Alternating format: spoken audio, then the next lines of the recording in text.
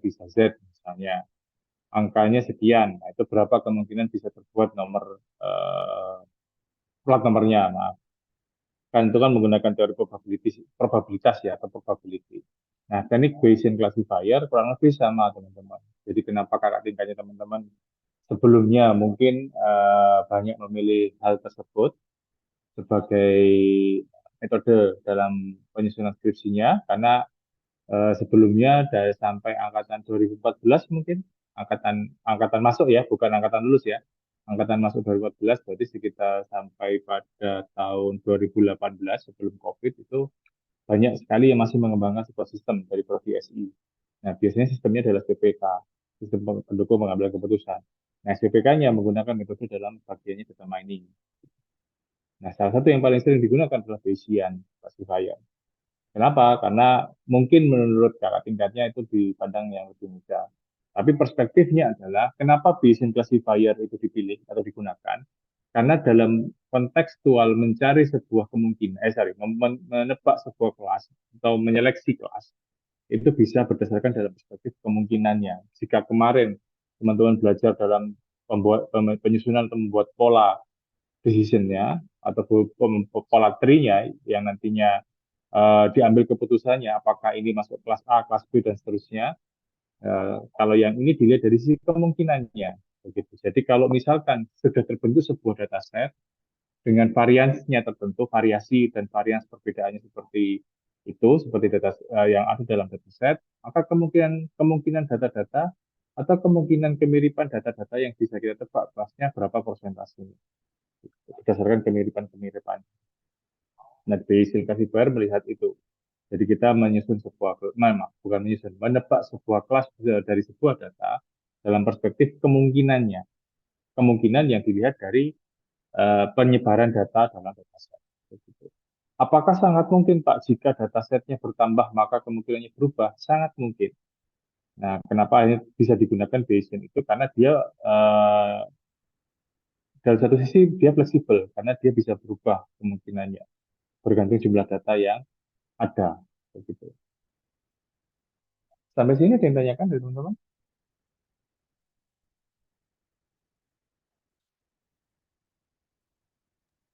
Belum, Bapak. Oke, baik.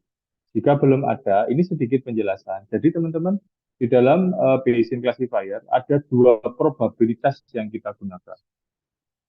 Yang pertama, ini adalah probabilitas prior atau prior. Yang kedua adalah probabilitas posterior. Probabilitas prior atau prior itu teman-teman sangat sering menemukannya, begitu, karena ini sifatnya umum sekali, begitu. Contoh ini, misalkan ada mahasiswa unit terdiri atas 60% laki-laki dan 40% perempuan. Jadi kelasnya adalah mahasiswa laki-laki dan mahasiswa perempuan. Maka probabilitas posteriornya, probabilitas priornya adalah 60%, 40%, atau 0,6 dan 0,4. Jadi dalam kelompok mahasiswa UNED itu kemungkinan besar banyak laki-lakinya dibandingkan banyak perempuannya. Nah, ini mohon maaf jangan diprotes ya, Pak, nggak bisa Pak, soalnya di ekonomi banyak perempuannya. Pak, nggak bisa Pak, di FKIP atau di farmasi atau di kedokteran banyak perempuannya. Ini hanya sebagai contoh teman-teman ya, sebagai analogi aja untuk membentuk logikanya begitu. Jadi kalau datanya di debat, mohon maaf ini hanya sebagai contoh. Begitu. Nah ini prior, probabilitas prior. Jadi dia melihat kemungkinan dari sebuah data berdasarkan kelompok yang terbentuk begitu. Nah, ini kebetulan kelasnya kan laki-laki sama perempuan dengan nilai 60% laki-laki dan 40% perempuan. Maka yang muncul dalam probabilitas priornya adalah 0,6 dan 0,4. Nah, tapi data atau perspektif probabilitas prior ini belum kuat, belum lengkap, teman-teman. Karena gini, jika kita menebak suatu data berdasarkan banyaknya, ya memang kita konseptualnya menggunakan banyaknya data dalam sebuah kelompok itu ya. Cuman dalam perspektif hanya menggunakan nilai kelas itu kurang kuat. Contoh, misal diambil satu data di sini ya, di poin ketiga, diambil satu data mahasiswa. Secara acak, jadi secara acak kita nggak tahu laki-laki dan perempuan. Saya ulangi, dari sekian banyak mahasiswa UNED gitu ya, diambil satu mahasiswa secara acak tanpa memperhatikan dia jenis kelaminnya, Kira-kira masuk kelas apa yang bersangkutan data yang diambil ini? Siapa yang bisa menjawab?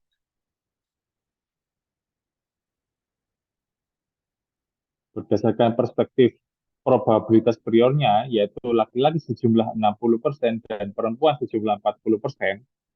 Lalu teman-teman misalkan tutup mata nih, ambil data gitu ya, cara acak, nggak tahu ini perempuan atau laki-laki yang teman-teman ambil, kira-kira dari data probabilitas yang teman-teman temukan, yaitu 0,6 sama 0,4, satu orang yang diambil ini kira-kira jenis kelaminnya apa?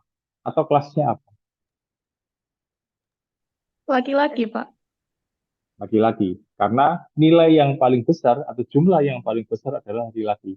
Padahal boleh nggak atau ada nggak kemungkinan perempuan?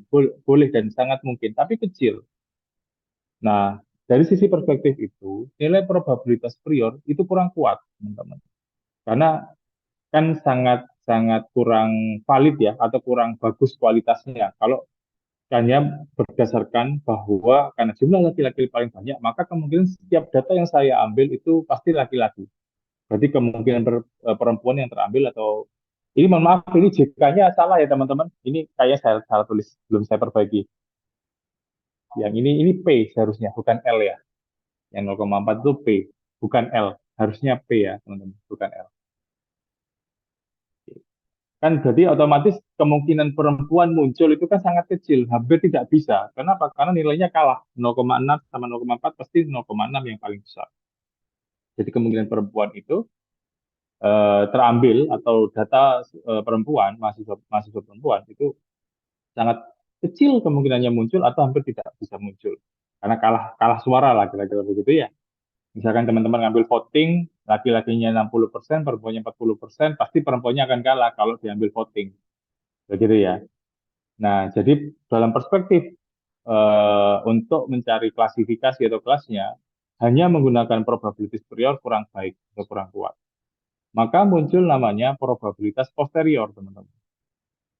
Dalam perspektifnya adalah kita memperhatikan bukan hanya dalam perspektif kelasnya atau cheatnya, tapi juga perspektif atributnya. Jadi, misal, contoh ya sama ya, mengambil satu mahasiswa dari data yang ada dengan penambahan atribut, misal rambutnya panjang atau rambutnya pendek atau mungkin pakai celana panjang atau mungkin pakai rok bajunya misalnya. Jadi tambahkan atribut.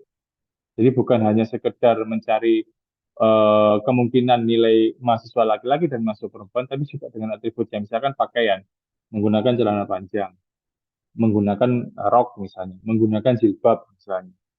Jadi lebih spesifik lagi ya, datanya satu ambil dengan kriterianya adalah menggunakan jilbab. Begitu, maka dihitung kemungkinannya. Bukan lagi 0,6 sama 0,7, tapi dihitung juga dengan atributnya. Berapa banyak jumlah laki-laki yang menggunakan jilbab, dan berapa banyak jumlah perempuan atau mahasiswa perempuan yang menggunakan jilbab. Nah, itu menjadi penghitungan. Maka nilai 0,6 sama 0,4 itu akan berubah, teman-teman. Karena ada perkalian ya, dengan probabilitas yang menggunakan jilbab dari laki-laki, mahasiswa laki-laki, dan mahasiswa perempuan yang menggunakan jilbab. Berarti 0,6 tadi dikalikan dengan berapa persentase mahasiswa laki-laki yang menggunakan jilbab? Oh, 0. Berarti 0,6 kali 0, 0. Nggak ada. Lalu berikutnya 0,4. Berapa jumlah mahasiswi atau mahasiswa perempuan yang menggunakan jilbab? Misal 80%, dan 0,8. Berarti 0,4 dikalikan 0,8 sudah berubah angkanya. Begitu. Pak, jadi kan, tapi kan tetap lebih kecil, Pak. 0,4 tambah 0,8 dikalikan 0,8 itu kurang lebih kan menjadi 0,32 ya, kalau saya tidak salah. Akan jadi lebih kecil. Jadi lebih kecil mungkin iya, tapi lawannya adalah nol. Begitu ya. Jadi 0,32 dengan nol otomatis kan perempuan pasti ya. Begitu. Jadi lebih spesifik lagi. Namanya menggunakan probabilitas posterior. Begitu. Bagaimana cara mencari probabilitas posterior? Ini hanya sebagai contoh ya. Tabel yang saya coret-coret ini. Nah, probabilitas posterior adalah nilai probabilitas yang dihitung berdasarkan nilai probabilitas prior dan atributnya. Jadi misalkan mahasiswi atau mahasiswa perempuan yang menggunakan jilbab. Mahasiswa laki-laki itu adalah probabilitas priornya yang menggunakan jilbab itu adalah atributnya. Kedua hal itu ketika digabung menjadi probabilitas posterior, maka sangat mungkin ada perubahan angka probabilitasnya.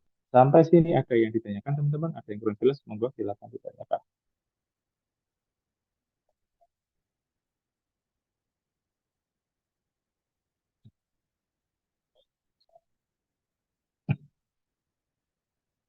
Jadi, kalau belum ada, saya lanjutkan.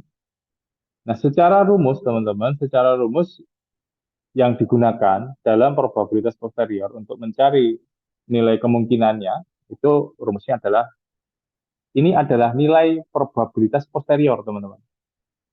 Contoh tadi, mahasiswa laki-laki, saya tulis LK, yang pakai jilbab,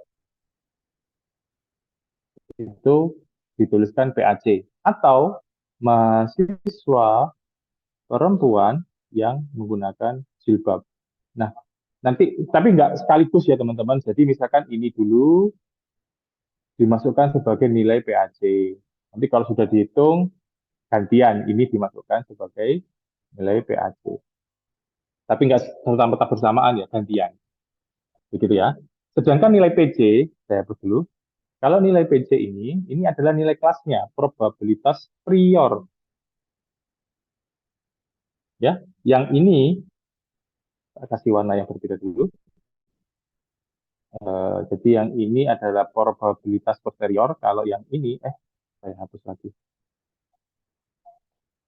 Yang ini adalah prior, yang biru PP, yang merah posterior, atau tulis PT ya teman-teman ya, probabilitas posterior. Itu. Sedangkan kalau yang PA, yang di bawah ini adalah probabilitas dari atribut. Probabilitas atribut. Apa itu? Yaitu nilai probabilitas jika yang digunakan adalah jilbab, maka dari seluruh kelas, yaitu laki-laki dan perempuan, total laki-laki dan perempuan yang menggunakan jilbab itu ada berapa, itu dimasukkan sebagai probabilitas dari atribut, yaitu jilbab. Berapa banyak mahasiswa yang menggunakan jilbab secara keseluruhan, dari masing-masing kelas di total, gitu ya. Sedangkan ini adalah probabilitas prior, yaitu probabilitas dari kelasnya, yaitu laki-laki atau perempuan. Yang ini adalah probabilitas posterior. Ada yang ditanyakan mungkin? Silakan.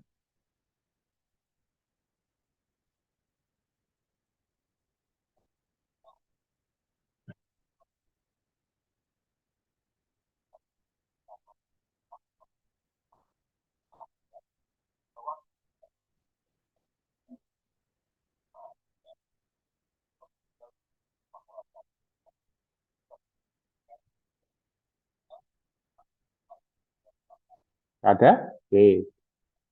Kalau tidak ada, eh, dalam penyederhanaan penyederhanaan dari persamaannya, untuk nilai gini, misalkan ya, kalau dicontohkan, kita tadi menggunakan, misalnya di sini adalah untuk PA-nya adalah jumlah pengguna jilbab dari mahasiswa tersebut, misalnya. Maka rumusnya yang satu itu adalah, saya tulis begini, P, ini A ya, A-nya jilbab ya, D-nya saya tulis LK ya teman-teman, laki-laki. Jadi laki-laki yang menggunakan jilbab dikalikan PLK itu ya dibagi PA, yaitu jilbab untuk yang laki-laki. Begitu. Dibandingkan nanti nilainya, jadi konseptual Bayesian classifier adalah mencari nilai perbandingan. Saya kasih garis potong begitu biar beda, garis potong warna kuning. Nah, yang satunya ini perempuan. PA, saya tulis P ya, atau PP perempuan begitu ya. Perempuan dikalikan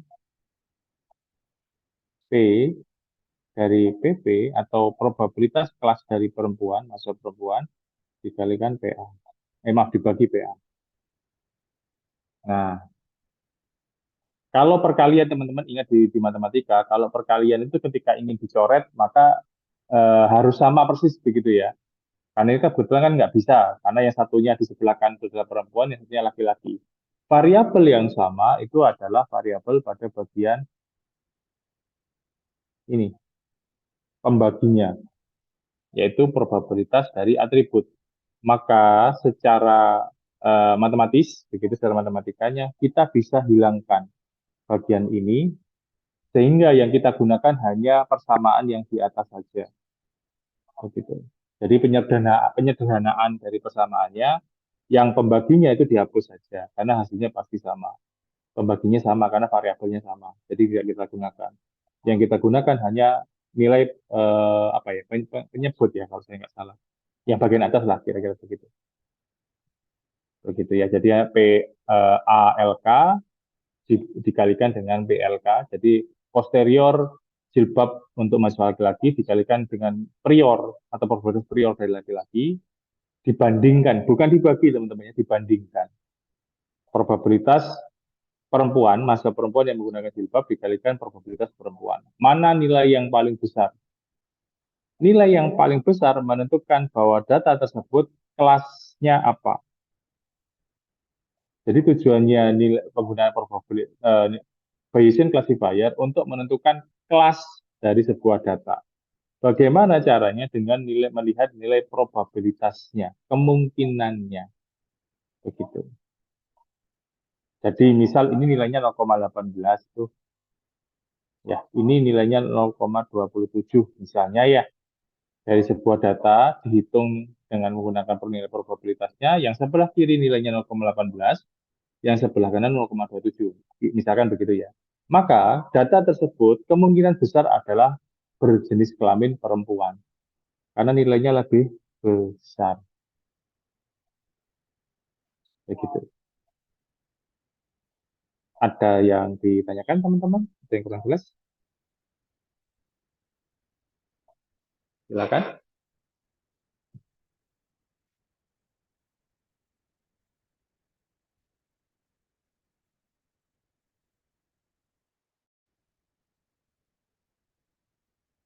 Oke, kalau belum ada saya lanjutkan. Jadi sebenarnya simpel saja di dalam Bayesian classifier, dia mencari nilai probabilitas, nilai yang paling besar menentukan kelas dari data tersebut. Begitu. Ini sama tadi ya, penjelasan saja, kita skip saja.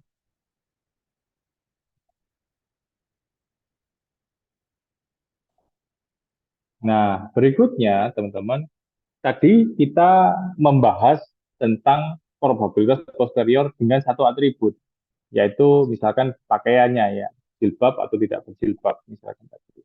Bagaimana Pak jika atributnya lebih dari satu? Maka rumusnya adalah seperti yang teman-teman lihat saat ini, yaitu pertama adalah, misalkan kita ambil contoh tadi ya, pertama dituliskan tadi jilbab ya, yang laki-laki. Ada enggak? Gitu ya. Lalu berikutnya, mahasiswa laki-laki, saya tulis A2 ya. A2 ini mahasiswa laki-laki yang berambut panjang. Ada enggak mahasiswa laki-laki yang berambut panjang? Jadi atribut satu, atribut duanya adalah rambut. Yang ketiga, misal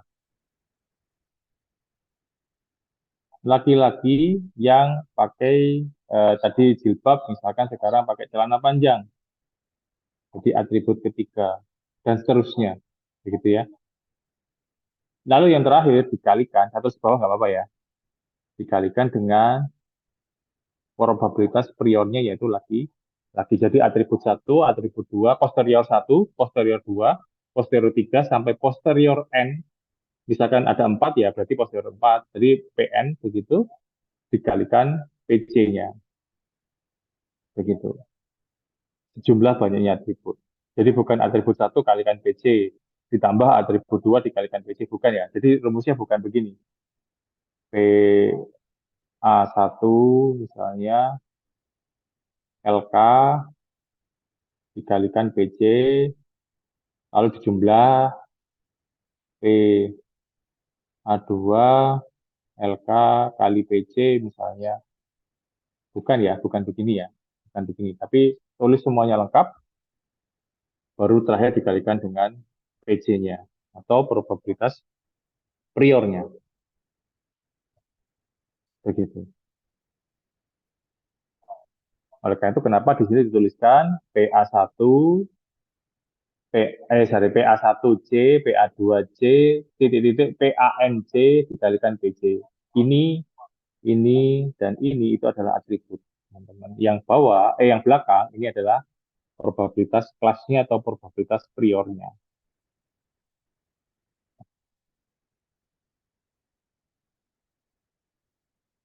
Ada yang kurang jelas mungkin? Ada yang ingin ditanyakan?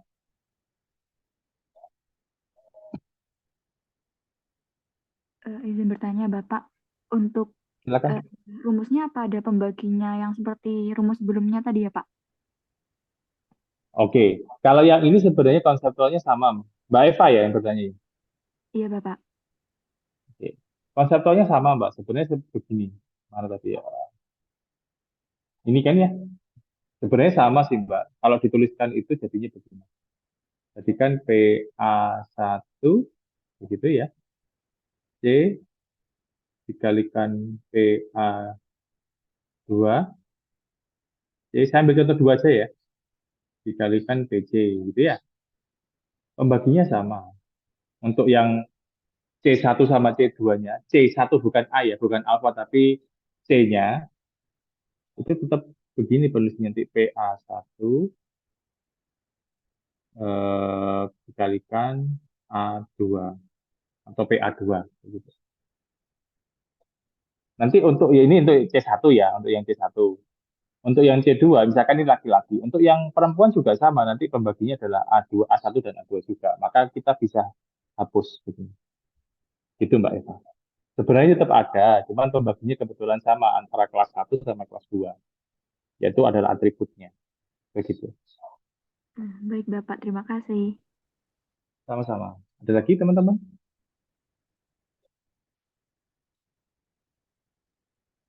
Yang lainnya? Mungkin? Nah,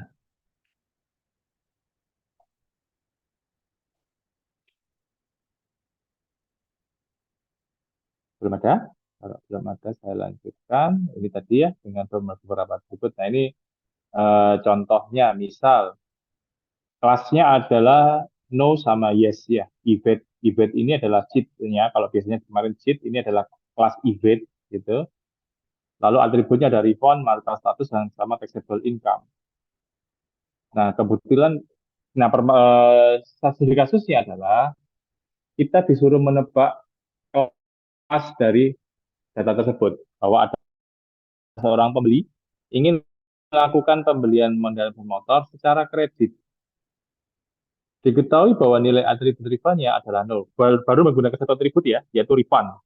Gitu. Hitunglah probabilitas posteriornya. Jadi hanya menggunakan atribut yang refund saja. Nah, caranya bagaimana? Caranya adalah teman-teman ingat yang digunakan adalah bagian yang ini. Maaf. Refund. Dan jangan lupa memperhatikan event-nya. Yang mau kita tebak adalah event no atau event yes. Dia yang kira-kira bisa bayar atau enggak. Kira-kira begitu ya. Bayar kredit maksudnya. Nah sekarang kita lihat, kita mulai dari, kan kita mau nebak event-nya ya, yes atau no. Begitu ya. Event yes-nya, kita hitung dulu. Event yes untuk yang atributnya, saya tulis AR ya, atribut refund-nya, AR itu no. Pak, apakah refund yes kita perlu hitung lagi, Pak? Nggak perlu, teman-teman, karena di sini permasalahannya adalah refundnya no, bukan yang yes. Jadi untuk atribut refund yang yes tidak perlu kita hitung. Sekarang kita mencari probabilitas dari AR atau atribut refund yang no. Ada berapa kira-kira? Ada berapa, teman-teman? 7, Bapak. 7 ya. Nah, ada 7 berarti kurang lebih kan ada 10 data, berarti 7 per 10 yaitu nilainya adalah 0,7. Begitu. Sekarang kita cari yang berikutnya adalah dari eventnya yang yes, kan ini cari eventnya yes ya, dan atributnya no. Kita cari yang Rifannya no, Rifannya no, Ivetnya yes. Rifannya no, Ivetnya yes. Kita cari dulu dari Ivet yang yes. Berapa? Ada tiga ya. Satu, dua, tiga. Terus kemudian kita cek ke kanan, ke kiri. Rifannya apa saja? Oh, ternyata semuanya no, teman-teman. Begitu ya. Berarti P, A, R, C yang yes ya, itu adalah 0,3. Ada tiga kan ya?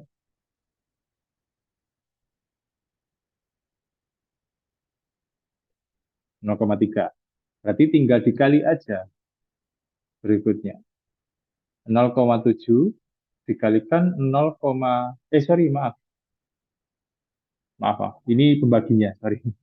Berikutnya adalah IBET yang yes, juga 0,3. IBET yang yes ada berapa? Ada tiga, berarti 0,3. Gitu ya. Nah, nilainya adalah, sebentar. Oke. Berarti, oh maaf teman-teman, ini salah, bukan 0,3 yang ini. Karena kebetulan IBET-nya kan 3, IBET-nya 3, dan semuanya no, bukan 0,3 tapi 1. Saya koreksi ya, bukan 0,3 tapi 1. Untuk ARC, ini PC, yang 0,3 ini PC. Kenapa kok 1 teman-teman? Mungkin teman-teman bertanya. Kita cek dulu, kenapa kok 1 bukan 0,3? Kita balik lagi. Sekarang saya bertanya, IBET, IBET, IBET yang ini, IBET ini yang nilainya yes, berapa banyak datanya? Jumlahnya ada 3 ya. Dari ketiga IBET yang yes, refundnya apa? Refundnya no semua. Berarti nggak ada yang yes. Saya ulangi lagi, dari ketiga IBET yang bernilai yes, itu seluruhnya refundnya adalah no. Berarti seluruh refund no itu IBET-nya adalah yes. Maka dari ketiga itu seluruhnya itu adalah bernilai IBET yes. Atau refund no itu IBET-nya pasti yes. Maka bernilai 1. Karena pembaginya nggak ada 1:1 kan ya. Bahwa ketiga-tiganya itu adalah refundnya no. Begitu. Kecuali kalau misalkan ada yang refundnya yes, berarti 2/3 gitu. 2/3 jadinya 0,6 begitu ya. Nah, karena nggak ada, maka kita tulis 1. Nah, dari nilai itu tinggal dikalikan aja. 1 dikalikan 0,3 dibagi 0,7. Atau kalau teman-teman tidak mau menggunakan ini, nggak apa-apa juga. Jadi 1 kali 0,3, maka nilainya adalah 0,3. Begitu. Untuk yang IBET-nya yes. Begitu. Untuk yang IBET-nya yes. Sedangkan untuk IBET yang no ya teman-teman, di bawah sini nggak apa-apa ya, saya tulis ya. Pertama kita cek yang refundnya no, IBET-nya no. Saya kasih warna yang berbeda. Yang no, ini ya, 1, refundnya no.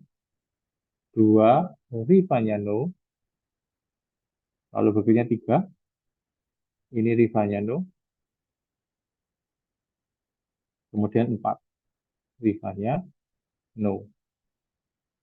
Begitu. 4 dari berapa? Kita cek. No-nya ada berapa di situ? Ada 7. Berarti 4/7. Nah, silakan teman-teman hitung. Mohon bantuannya. 4 dibagi 7 sudah berapa ya?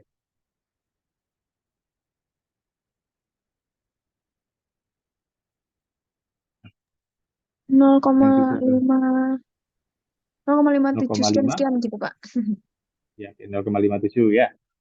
Terus berikutnya untuk PC-nya atau yang eventnya no itu kan ada 7 nih di sini ya, di bagian ini ada 7 ya, berarti 0,57 dikalikan 0,7. Saya minta bantuannya lagi, kira-kira berapa nilainya? 0,57 dikalikan 0,7 berapa ya? 0,4, Pak. 0,4 sekian gitu ya, Mbak ya? Iya. Oke. Nah, nanti nilainya antara 0,3 ini dengan 0,4 ini dibandingkan mana yang lebih besar. Jelas 0,4 ya, maka kemungkinan besar pada data ini itu eventnya atau kelasnya adalah sama dengan no. Berarti dia, saya kurang tahu artinya event ya. Mungkin kalau event itu artinya adalah dia tidak menunggak, maka kemungkinan besar hasilnya adalah no, tidak akan menunggak. Jadi dia lancar bayar kredit. Begitu. Intinya kelasnya dari tersebut adalah eventnya no. Karena nilai perbandingannya 0,3 dengan 0,4 lebih besar 0,4. Nah, itu proses yang kita lakukan di dalam penggunaan Bayesian classifier. Pak, ini kan cuma 10 datanya. Gimana kalau banyak? Nah, itu teman-teman bisa menggunakan pakai NumPy atau bisa menggunakan Excel, kan bisa menggunakan rumus sederhana, ini rumusnya nggak rumit kok.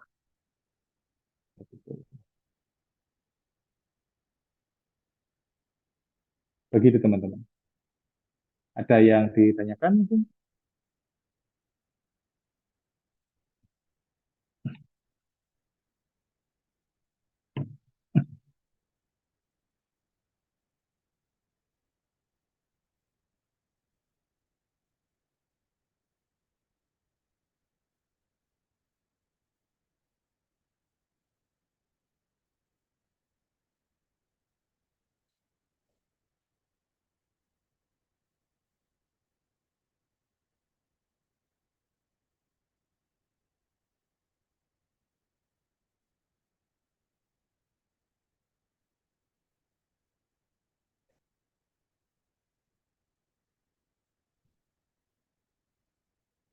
Gitu ya.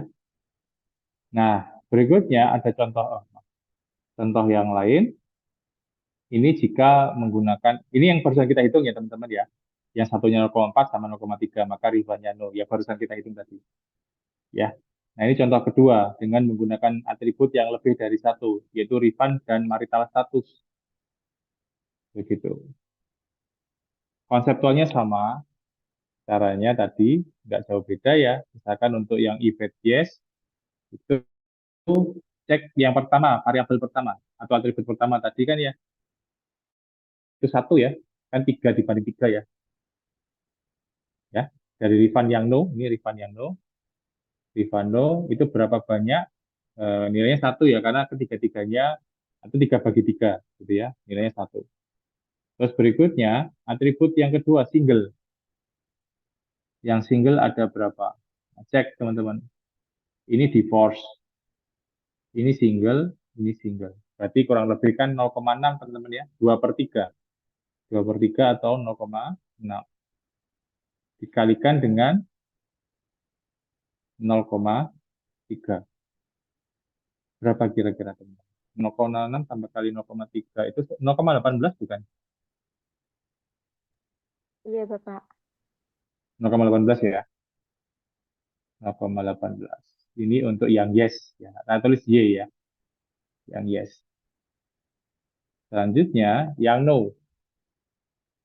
Yang no itu kita tulis di sini 0,7 ya.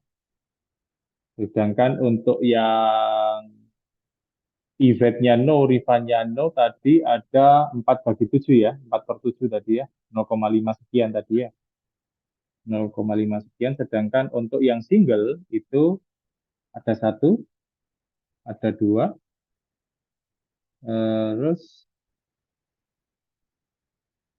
hanya dua sepertinya ya. Oke, berarti 2/7. Boleh minta tolong teman-teman dihitungkan berapa? 4/7 tadi 0,5 ya. 2/7 itu berapa?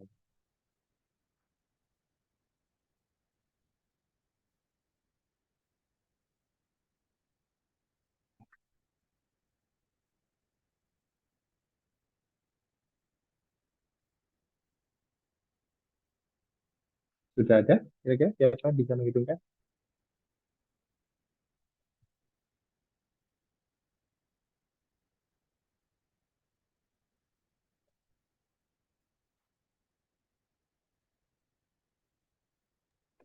Kurang lebih 0,1 Bapak. 0,1 sama 0,18 gede mana, Mbak?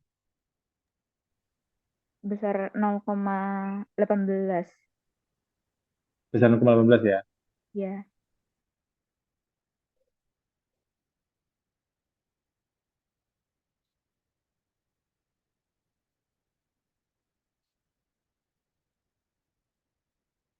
Oh ya, 0,1. Berarti ini untuk yang no. Nah, kalau dibandingkan kan berarti gede yang yes ya. Nah, ini berubah teman-teman. Ternyata kalau untuk yang rivalnya no, rivalnya no dan dia single, itu ternyata dia eventnya adalah yes. Begitu. Mungkin kalau saya melihat sih sepertinya untuk yang no itu yang menunggak kayaknya untuk event ini, yang no ini yang menunggak sepertinya ya. Karena kalau melihat sekilas begitu ya, tapi belum pasti. Karena untuk maaf, kelasnya event ini artinya apa saya belum tahu ya. Tapi kurang lebih untuk nilai eventnya ini kalau 0, dari perbandingannya, maka data-data pada contoh kedua ini kelasnya adalah yes, bukan no. Ada yang kurang jelas mungkin?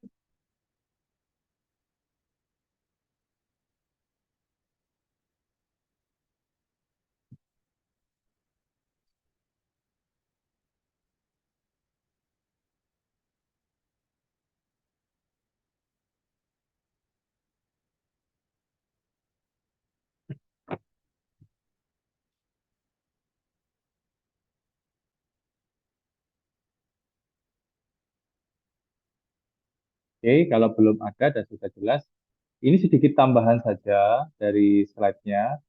Kalau yang tadi dari dua data yang sebelumnya atau dua pendekatan yang sebelumnya, teman-teman ini sifatnya kategori dua atribut ini. Dua atribut kiri dan kanan ini adalah kategori. Yes, no, single, married, divorce. Sedangkan taxable income itu numerik ya. Taxable income itu numerik. Pendekatannya tidak bisa lagi menggunakan rumus probabilitas yang dibagi tadi 4/7, 2/7, 3/3. Tidak. Untuk yang numerik, ingat ya, untuk yang numerik, pencarian nilai probabilitas posterior rumusnya berbeda. Nah, ini rumusnya untuk yang numerik. Ini,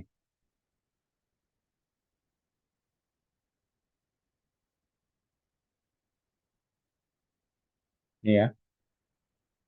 Mohon maaf ini simbolisasinya saya nggak begitu hafal, tapi kurang lebih setahu saya ini adalah ketetapan, yaitu tau. Nanti teman-teman tinggal cari aja tau itu berapa. Kalau yang ini adalah mu, yang ini adalah pi, yang untuk lingkaran ya. Ini kalau saya 3,14 kalau saya nggak salah. Cuman untuk yang mu sama tau ini saya nggak. Ini biasanya, ini ya, bukan error ya. Ini biasanya kalau saya tidak salah pangkat 10 atau kalau saya tidak salah. Ini coba dicari. Jadi persamaan. Untuk yang I sama J ini bukan variabel atau bukan bukan simbol, tapi I sama J ini seperti matriks. Begitu. Ini A, I, C, J. Berarti kalau misalkan kelasnya 2, J-nya, kelasnya ya, yes sama no, maka J-nya sama dengan 2. I-nya itu bergantung dengan atribut. Kalau atributnya ada 3, maka I ada 3. I-nya sama dengan 3. Begitu. I itu untuk atribut, di kasus ini ya, I untuk atribut, J untuk jumlah kelasnya. Sedangkan yang ini adalah tau, yang atas itu adalah mu. AI kurangi mu. Begitu. Jadi ada rumusnya. Nah, nanti kalau di Excel-nya tinggal cari aja tetapan mu itu besarannya berapa. Seperti M itu, kalau di fisika M itu kan Kalau tidak salah kan kalau nggak dibulatin 9,8 ya, atau kalau dibulatin kan jadi 10 begitu. 3,14 ini dibulatin nggak bisa, tapi kalau rumusnya kan 22/7 begitu. Kalau tahu sama mu saya lupa. Gitu. Begitu ada ya. Jadi untuk numerik teman-teman ya, yang numerik harus seperti itu.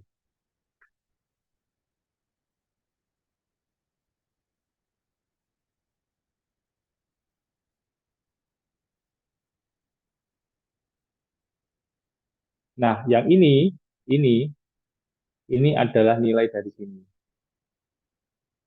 Kalau misalkan teman-teman ditentukan income-nya misalkan 110, misalkan ini income sama dengan 110, maka A nilainya adalah 110. Jadi AI-nya di sini, AI berdasarkan income 110, maka AI diganti nilai 110. Kalau yang mu, tau, lalu pi, itu adalah tetapan.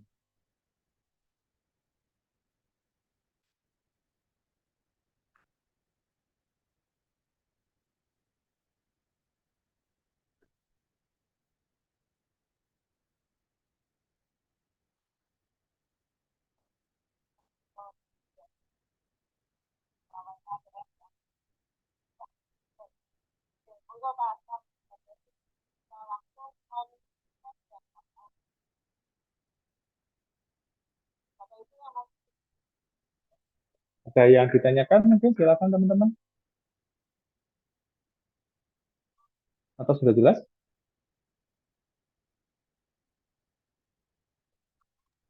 Insya Allah jelas Bapak. Baik, kalau memang sudah jelas, ini tambahan satu lagi teman-teman. Ada kemungkinan ada kemungkinan baik itu yang tapi kalau kalau untuk yang rumus ini sih kemungkinan besar nilainya nol nggak mungkin ya, income-nya nol itu hampir tidak mungkin. Tapi untuk yang menggunakan kategori yang refund maupun marital status bisa jadi angkanya nggak ada, karena kan kita mencari event yang no, misalkan yang divorce, misalnya ya eventnya no yang divorce, atau eventnya yang yes tapi divorce, misalkan begini teman-teman, carilah nilai event yang yes dan atributnya adalah divorce. Divorce, ada nggak? Ternyata nggak ada, maka nilainya nol.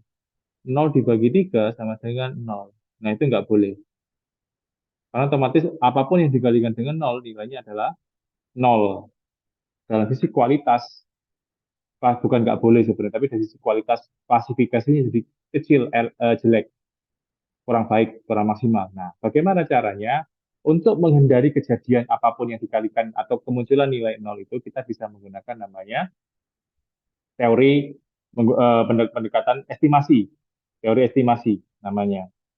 Jika sebelum-sebelumnya estimasi yaitu langsung penunjukan, diganti nilainya dengan nilai tertentu begitu. Nah, kalau di dalam Navier classifier itu ada tiga.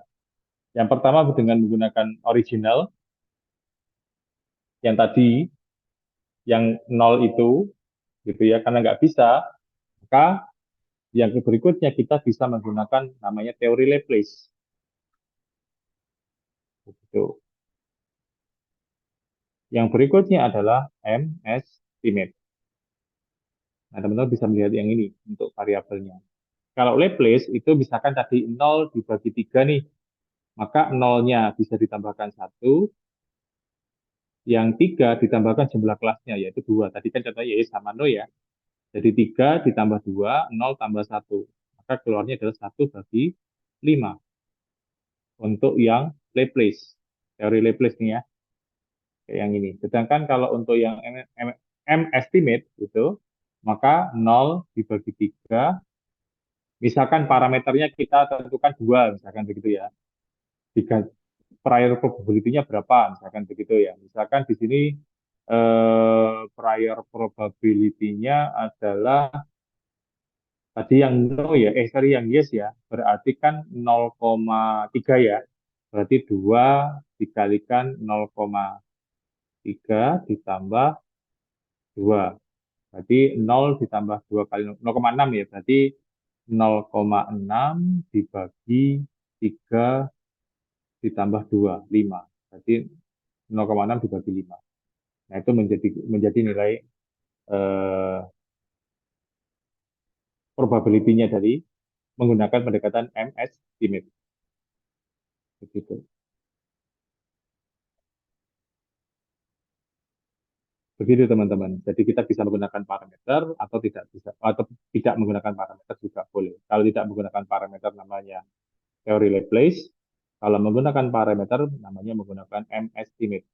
Jika teman-teman menemukan misalkan datanya kok nggak ada, lalu dibagi dengan berapapun, misalkan datanya jadi 3, ini kan kemungkinan nilainya 0.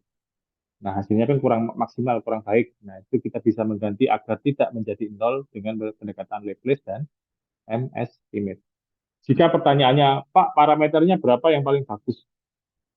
Saya belum pernah menggunakan, tapi kalau secara teori, itu dipilih yang paling bagus hasil kualitasnya.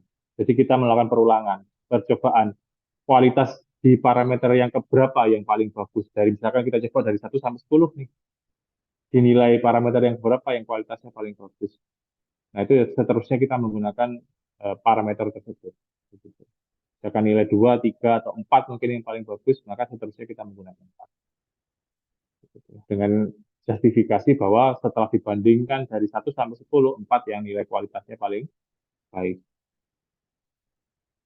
Begitu. Begitu mungkin ada yang ditanyakan?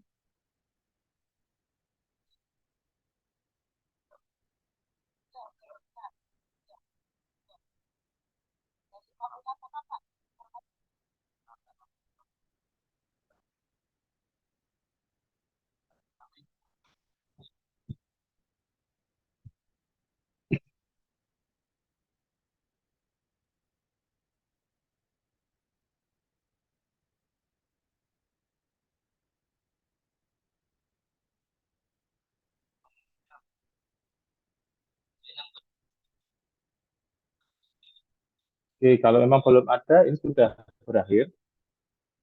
Sekarang kita ini ya, pindah ke absensi ya. Saya bantu untuk teman-teman absensi.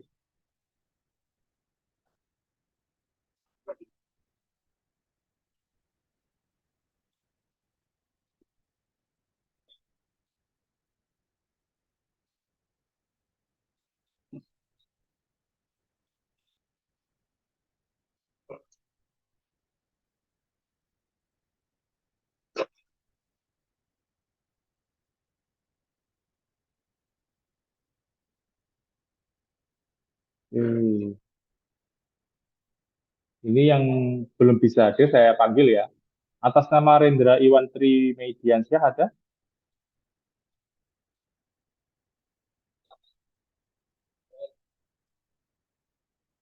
Rendra? Oke, selanjutnya Hanza Betananda ada?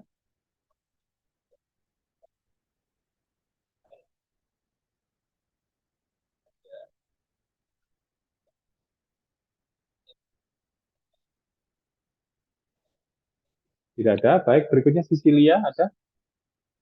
Hadir, Pak. Ada Sisilia. Iya, hadir. Baik. Mbak Nabila ada?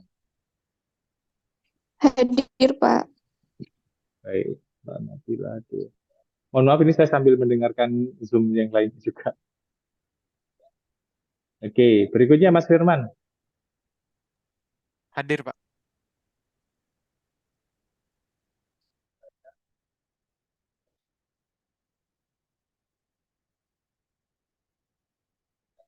Baik, berikutnya Rafif Jatma Ahmadiyah.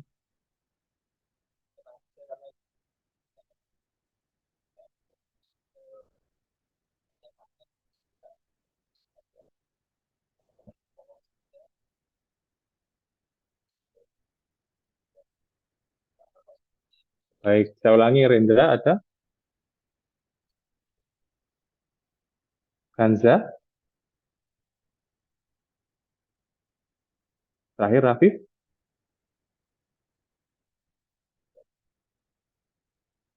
Baik, kalau memang belum ada, sementara begitu dulu teman-teman ya untuk pertemuan pada pekan ini.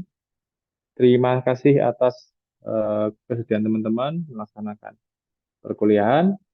Insya Allah pekan depan sudah ini ya luring teman-teman ya, offline ya.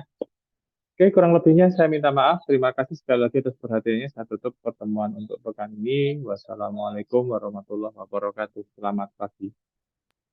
Waalaikumsalam Waalaikumsalam. warahmatullahi wabarakatuh. Terima Masya kasih Allah. Bapak. Ya, sama-sama. Saya close ya untuk Zoom-nya.